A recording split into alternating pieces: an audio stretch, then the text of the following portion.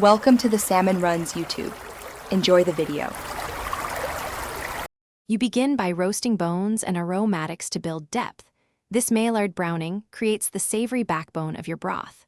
Once bones are golden and aromatics caramelized, transfer them to a large stock pot or slow cooker. Make sure to deglaze the roasting pan with 1-2 cups hot water and add the brown bits. Those bits are concentrated flavor. Add cold water to cover by 1-2 inches and immediately bring to a gentle simmer to start extracting gelatin and taste. Now you maintain a low, steady simmer. That slow heat extracts collagen without emulsifying fat, keeping the broth clear and silky. Once simmering, skim surface foam frequently for the first hour to remove impurities, and add 2 tablespoons apple cider vinegar early to help leach minerals and calcium from the bones.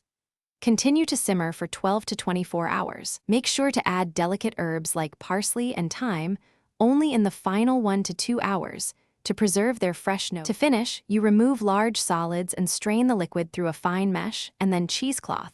This ensures clarity and smooth texture.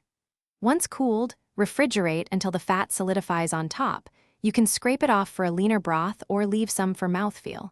Portion and freeze in usable sizes. Troubleshooting: if your broth stays watery and never gels, simmer longer with more knuckle or joint bones and include a little vinegar at the start.